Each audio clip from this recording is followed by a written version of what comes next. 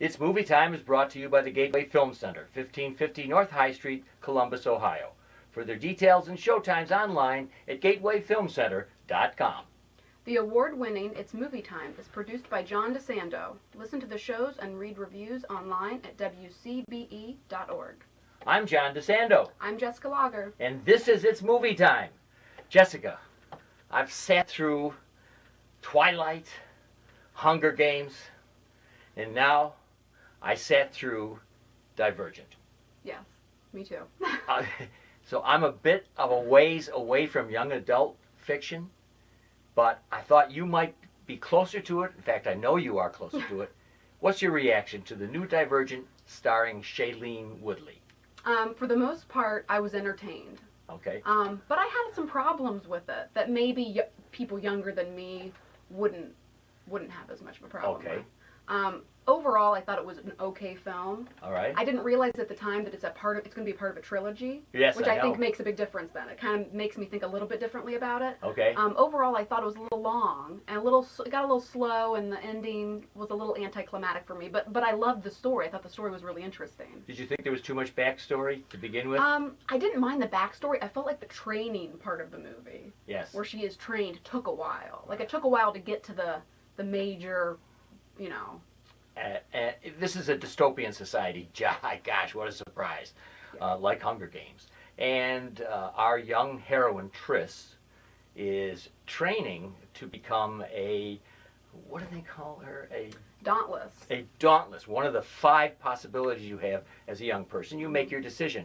You can be very bright and erudite, or you can be a hippie and abnegation, and anywhere in between. There are 5 of them, and you make a choice, which is a part I liked about the film. That you actually, even though you test into a group, you make a final decision, which I thought was good. Unlike Hunger Games, where things seem to be set and you can't change them, at least this is a divergence for you. I thought that was interesting. I really liked the idea of this society. It takes place in Chicago, which I thought was great. Yes, right. Because I lived there and loved that city. But I thought it was cool that there are these 5 different factions, and they all really represent some kind of quality or strength that you need in a society, and they're all very different. Yeah. And I liked that, and I liked that they could choose, but are they really supposed to choose? Well, as you might have it, nothing is perfect. Yeah. And the fact that Triss is a divergent, meaning that she doesn't fit any one of the categories, means that she's a threat to the order. Right. And because, as you can see from this, you're pigeonholed for life, and you're not expected to move out of that, and you're not expected to challenge anything. So you have her, then you have her trainer, whose name is Four, as in four. Yep. And very, very, I thought, very engaging Theo James. Yeah, he was great in it. Yeah. I loved him in it. You'll see the posters, some posters of him with the tattoos all the way down his back. Yes. But the two of them have, Jess, what do you think about their romance? For me, so I think this is one of the areas where it didn't quite hit it for me, but younger audiences may have enjoyed it. It wasn't steamy enough for me, to be honest, but it is a younger audience movie. Yeah. I thought that it could have gone a little further, not further, but like it could. Yeah, okay. They could have brought those two together a little bit more than they did. And I think, because I like the romance that it's there, but it didn't really. I'll tell you, yeah, I think you're onto something. I thought the one scene where they kissed passionately worked well. Yeah. That they were moving up to that without too many shenanigans in between. As I think back on Hunger Games and Twilight, there's very little, isn't there, Jess? There's very little. Very little, very little. But these two seem to be older. Yes. To me. Yes. At least as actors. Yeah, I agree. They're still teens. And I couldn't get a fix on exactly how old they. Now she seemed a little younger, but he seemed older. Yes, yeah. He almost seemed to be in his 20s, and she may be in her late teens. So as older, we might expect a bit more. So I think you're. Yeah. I think I could have taken a little more romance. Right. I think that would have been good. Right. There's plenty of action in Divergent, but you know, I thought that there was more of an emphasis on character this time than I have seen in others. Yeah, I agree. So while you have her group, a robust group of young protectors, the Dauntless, running to catch trains, very exciting sequences. The way they get on the train is they run along the side of the train and whip themselves in. Crazy. And to get to their compound, they jump off the trains. So there's some fairly basic but exciting business going I thought that this lent a certain amount of action and even grace to the whole thing. What do you think about the family situation? Now, because she was originally in abnegation, Right. which meant these were farmer hippie types, Mhm. and we had mother and father, Yeah. particularly mother, one of my favorites, Ashley Judd. Right. How'd you think that worked? I've never been a huge fan of Ashley Judd, but I thought she did. I just haven't been, but I thought she did a good job in this movie. I didn't dislike her in this. But you know, she's not meant to be a fighter. Right. Yeah. But I thought, I thought it was interesting that both. You find out later that she also chose it differently than what she Good for you. originally You had, didn't which I reveal thought, it. which I thought was interesting. I Right, don't want to right. give that away. Right. But I think it's interesting that they both seem like very caring, loving parents, and both of their children choose to go a different path than the faction that they're a part of. So, I thought that was interesting. So, Jess, what does this tell? What is the commentary that it's Veronica Roth is the writer of the trilogy? Right. What points do you think she's making about the world of teenagers? I mean, what does it add to what we might appreciate? What is she trying to say on an allegorical level? I would say, speaking to teens in a way, let's see, how would I word this? I think she's probably trying to show that teens want to be divergent in their own way. Wonderful. Or that they don't want to be a part of just the everyday group, or they don't want to conform the way society thinks that they should. Yes. And I think even like my generation, where this, we do start to conform as we get older a little bit. But I think it's still it's still there. It's still an appealing message. That's a for nice, all generations. That's a really nice summation, and I agree too. I guess one of the big fears of a teenager is to be narrowed in your focus and meant to be just a part of a group. I remember when I went to high school. Fortunately, I was in section 1A. Well, we were the brightest, right? And then there was a way down to a section 5, and you knew exactly where you were. Oh my gosh! Right. And what a horrible thing for those who weren't in 1A. And I began to think about that and think of how much even though I liked being there, I thought it was so odd to segment people so early in their lives, and they did that. The authoritarian world's still there, and all of these.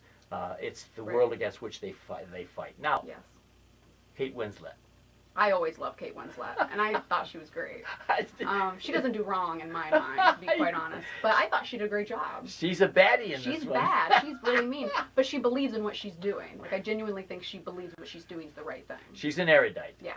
And, of course, they think they're better than anybody else. And the erudites think that they should be able to run the world. Right. And the problem is that people like the abnegations may threaten them.